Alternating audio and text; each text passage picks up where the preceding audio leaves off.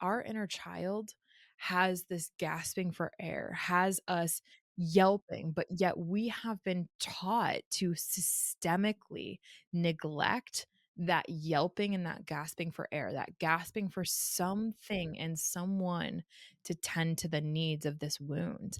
And because we're not ready to face that wound or acknowledge that fear or that pain or that circumstance, we're just maintaining the status quo of the belief, the wrong negative belief that was developed. Hey everybody, it's Bianca. Welcome back, Evolvers. It's Emilia. And if you are not watching us on YouTube, I highly suggest you go ahead and give us a watch, because I do think that our body language, although we are very expressive in our tonality and our voice and whatnot, you'll be able to see so much more on the YouTube.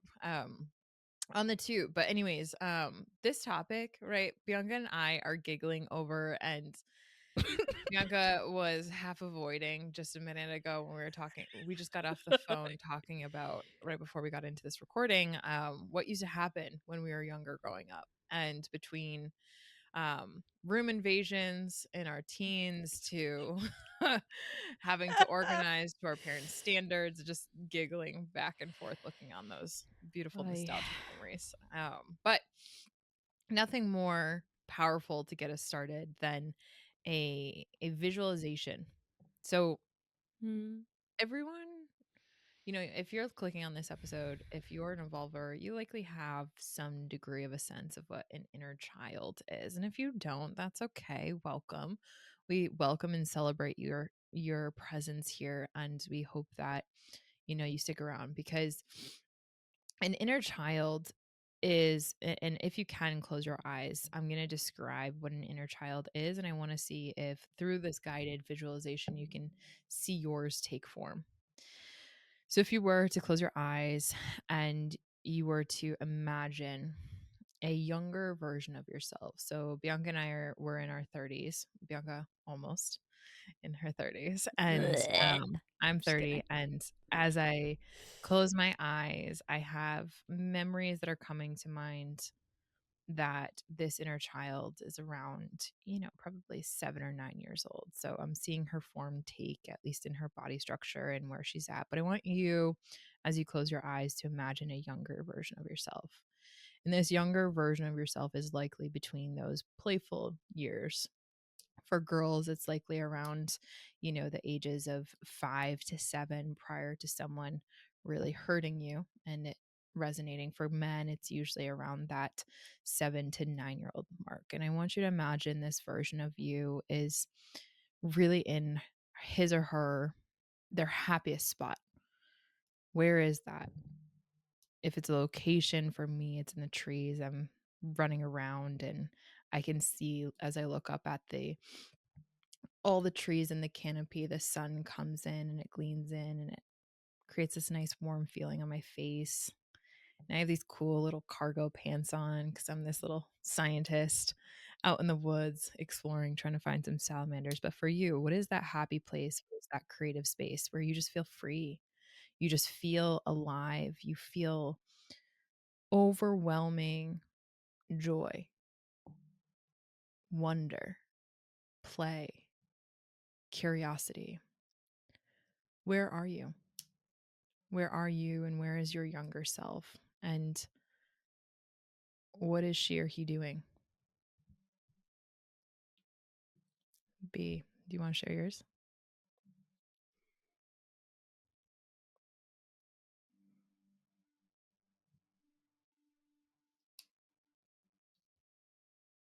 I had this memory pop up, and it was more of a scene.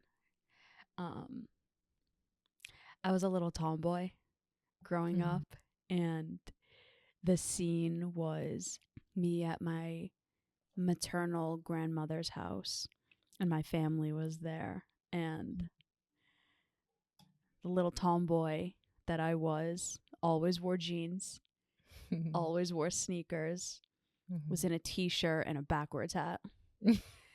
And I'm just envisioning me like just playing outside with my cousins, running around. Mm, really, really sweet. Mm. The backward hat. It was So, a staple. It's a staple of my wardrobe. That is the right. bane of my mother's existence. Yeah. For me, it's like the cargo pants or the camouflage cargo pants, which, like, at the time, all the girls wore pink fluffy stuff and definitely not pants, but so I see you That's on the in now, tomboy part. though. The I cargo know. pants, it's like so in. Well, we did start a trend, back then that I feel like is finally catching fire. So for all of our listeners, right? Like we imagined a joyful, a happy, a playful version of ourselves. That's an inner child, right? So that is a younger version of ourselves that is not necessarily the one that carries those wounds. So when you hear the word inner child, usually in the growth journey, a lot of people aren't necessarily referring to that joyful one that you just imagined, the one that is at its most highest states of creativity and play and joy. It's the inner child, which is a version of that which you just imagined, but the one that it's after that joy and contentment and love and just the complete vibrancy of that inner child. But what has happened to him or her, something, someone, a series of events, maybe even a circumstance or an environment, hurt, pained, or impacted this younger version of yourself tremendously. And at that time, whatever hurt, whatever pain, whatever suffering, whatever event caused that child, right, that younger version of you, that pain, that created a burden, that created a wound. And those wounds that our inner child version of ourselves hold, that is the inner child that most people talk about, the wounded inner child. And so, for example, something like if you were a younger child, and I'll use myself for an example, when I was younger, my dad was an entrepreneur, and I didn't understand at the time when I was younger and joyful and playful and didn't understand, the bigger realms of life at play, the bigger demands at large. As an entrepreneur building his business, you got to spend a lot of time and energy focused in on that. And so while when he would go away to work, my younger child would think that it was my fault and would got what we call an abandonment wound. And a lot of children actually experience and have an abandonment wound,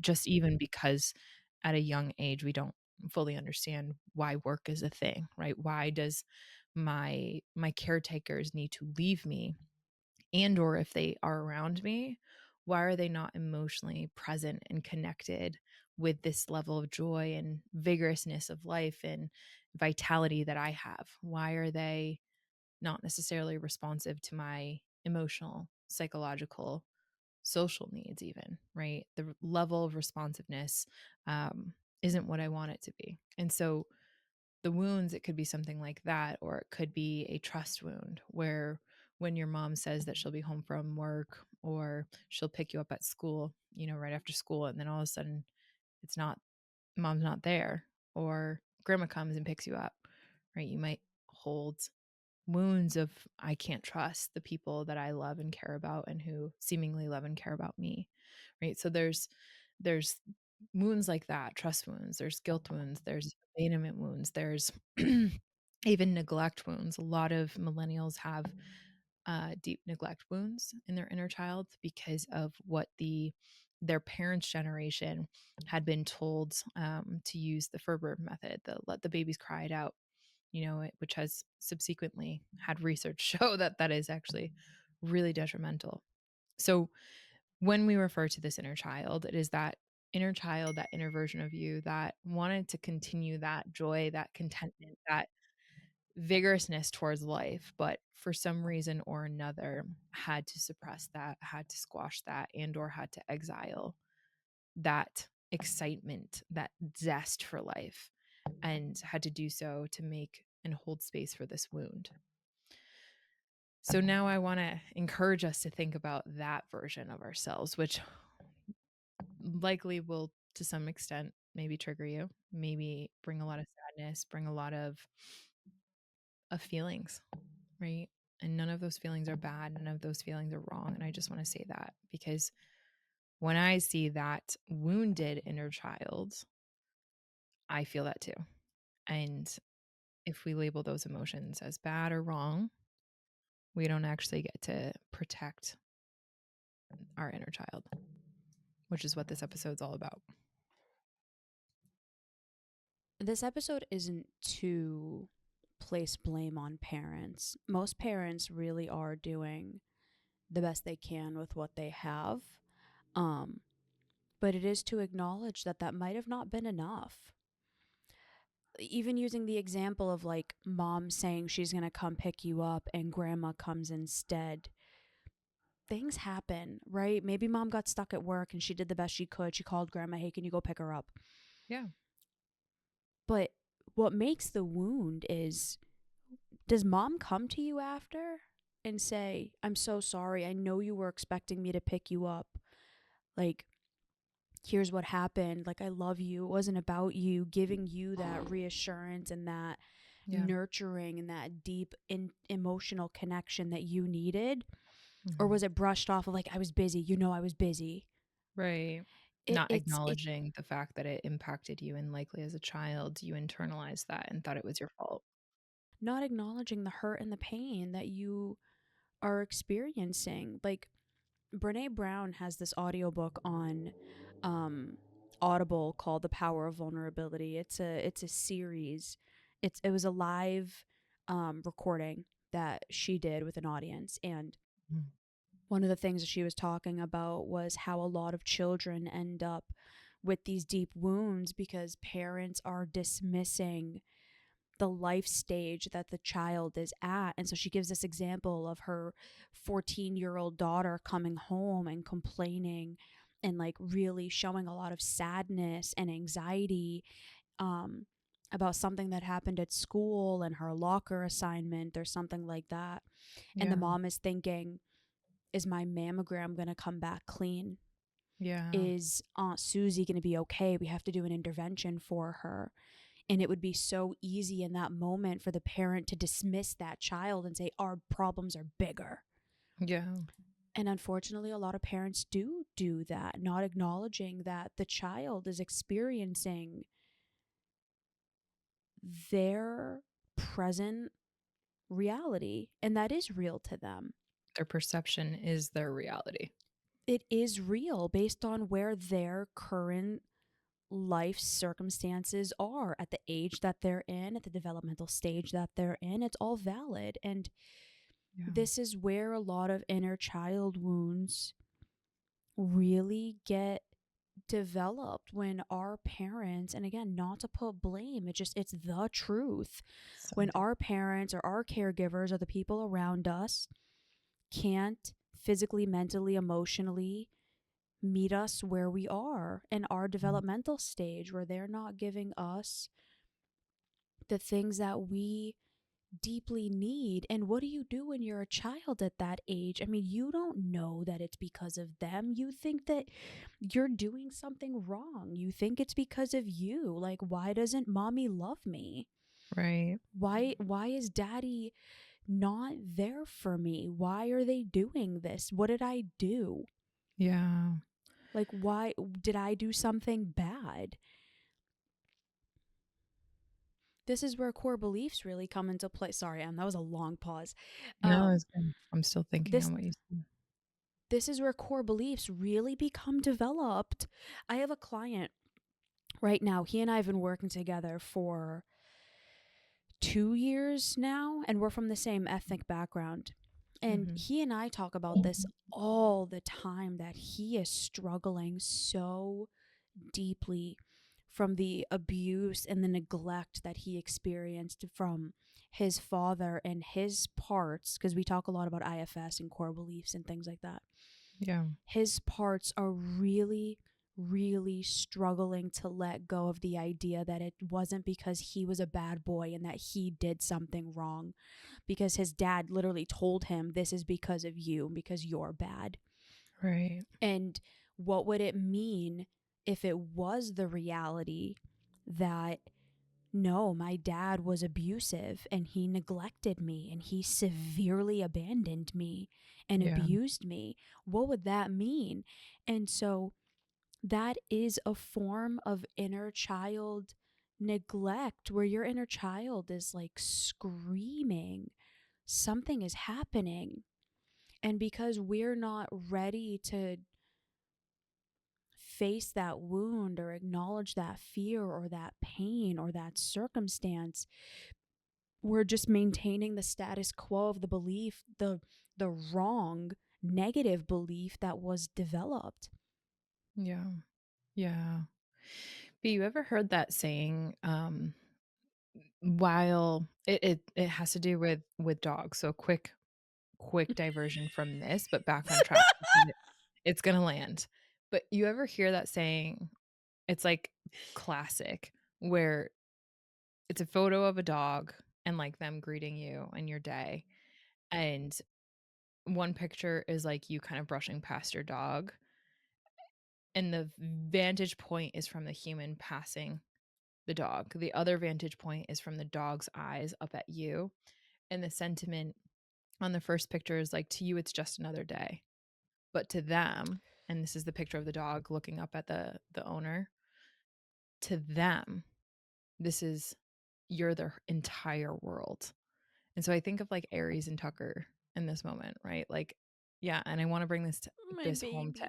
to everyone's pet or fur baby that they have, because I find that this is a way that circumvents the ego for anyone that listens to this and has a really difficult time wrapping their head around their inner child or their inner child wounds and or their self-abandonment of their inner childs, because there's a lot of shame around that. But think about, Aries, and think about how you're his entire world, right? And to you, it's just another day, right? It's another day to get him outside, saying, hurry up, quick poop, let's go.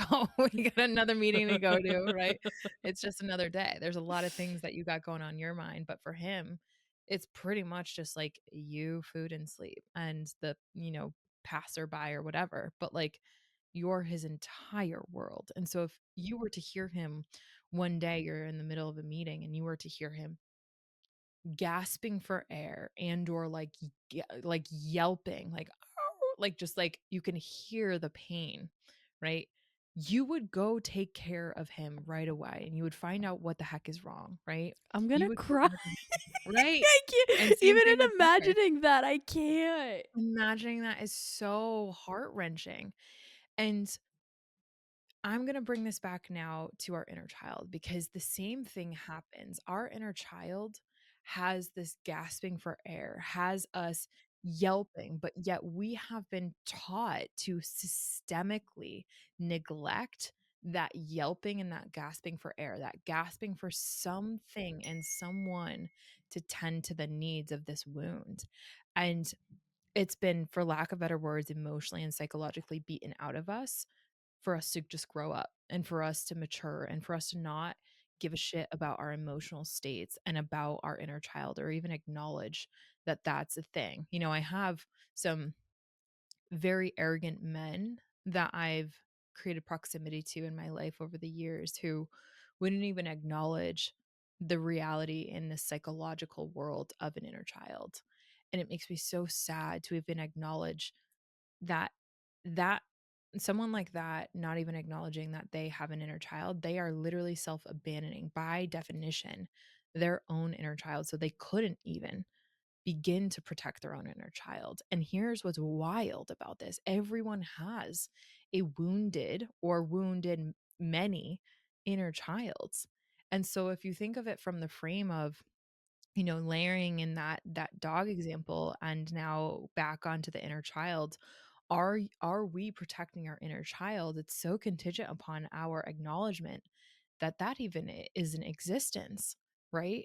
It's But here's the thing, it's a lot easier to pretend like it isn't when it's not external of you and screaming and crying and gasping for air like Aries on the floor would be, right?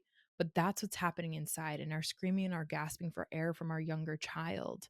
It's happening on the reg. Right now I have that, which is like I want to go outside and I want to go frolic and I want to play in the 60-degree weather when it's been winter all the time. I know that that's gasping for air. I know that the inner child's screaming to go find some salamanders or go do a science project or do some yard work or whatever. I know that.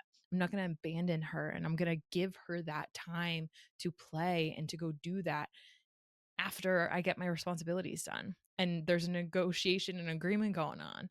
I'm not abandoning that is there, right? And far too many of us, from my perspective, leave that metaphorical dog just sitting there gasping for air, yelping on the floor. And that is representative of that wounded inner child. I'm really glad you said that. Most of us ignore and deny this because most of us ignore and deny our own feelings and our own emotions. We spend, like, I really want everybody.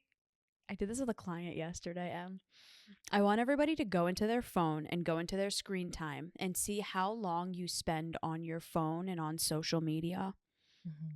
I wish TVs did this too, where like you can see the amount of time you spend Yeah. on certain Yep. apps on the TV. I'm certain it's going to get to that point eventually. But look at the amount of time you're spending on devices and you're spending um, on external things. That is the degree to which you are ignoring your emotions. Yeah. It's the truth. There's so much data to support this. I'm not going to quote articles right now, but like it's been proven. We are a society, we are a world that for the life of me, I cognitively understand why, emotionally, I don't understand how we're continuing this. Mm-hmm. We are a society and a world that is trying so hard to deny that our feelings are real Seriously. because so many of us feel so out of control by them that it's easier to ignore them because we don't believe we're actually capable of handling them than we are actually taking the time and the space to navigate through them. We are all, to some degree, neglecting our own needs. We are neglecting the parts of us that desperately need our love and our attention and our healing. And I'm the first one to admit that I do it too. It's why I wanted to avoid this episode because this brought up some shit. I had a call with my therapist the other day and I was hysterically crying the entire way through it because we were doing inner child work and there's parts of me that severely need me Yeah. and I've been too afraid to face it.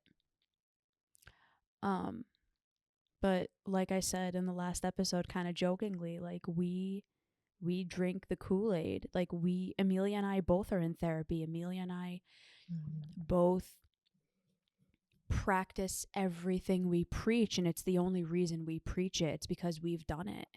Yeah. You the quality of your life is the quality of your acknowledgement of your feelings Mm. and your responses to them and the way that you engage with them and work with them rather than fighting them and acknowledging your inner child and giving it what it needs and protecting it and being there for it is one of the biggest ways to really improve your life. Yeah. I'll close on this. Last night I had a horrific dream. Mm, When your work catches up to you and you've just been exposed to so much trauma to where your dreams um, yeah. are like a collection of your clients' stories that are just horrific. And wake you up at night. But I was Yeah. sitting in that and, regulating my central nervous system and coming back into or out of an activated um, fight state. And one of the thoughts came up of, looking back at my journey and asking myself, when did I lose the capacity or when did I dampen or muddle the capacity, numb out the capacity, if you will, to have empathy towards others? Because there's studies that show that your ability to have Woof. empathy towards others and or be vulnerable, they go hand in hand. And so that's a question that I'm actively exploring in my inner child work right now of like, I know that I do have so much more empathy and vulnerability now, but I know there was a long part of my journey where I did not have capacity to be vulnerable and I did not have the capability to access that. I could access empathy, but vulnerability, no way. And there's always a reason for that. There's always something that happened and or how it was interpreted to where we lose access to that. And it is learned behavior. And so my inner child is asking me not to self-abandon that, for lack of better words, emotional science project.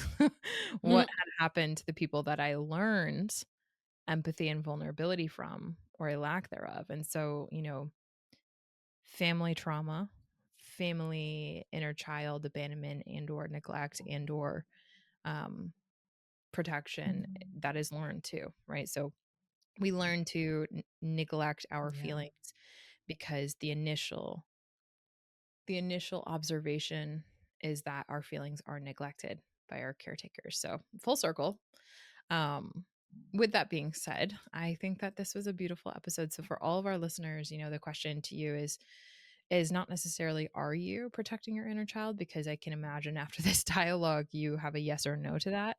You're Uh, not going to want to after what you feel after listening to this episode. right. And my encouragement, my invitation is to really define, journal out how are you protecting that inner child. And if the answer is a flat no, and recognizing through this episode that you've been self-abandoning, you're not alone. And there we have plenty of spots open on our calendar to help you venture into this journey of inner child work and really what magnificent progress you can have in your internal world when you actually acknowledge that there is an inner child and then you start to work to protect him or her. So powerful, so powerful. So, in closing, my episode suggestion is number 306, how to not get walked over. Mine is 365. I didn't cause my pain. Why do I have to fix it? All right, everybody. We know this episode was a little bit of a heftier one. So take some time after this, do some deep breathing, maybe connect with your inner child and see why they're feeling all some type of way right now. Mhm. And we will see you next time. Bye. Everyone.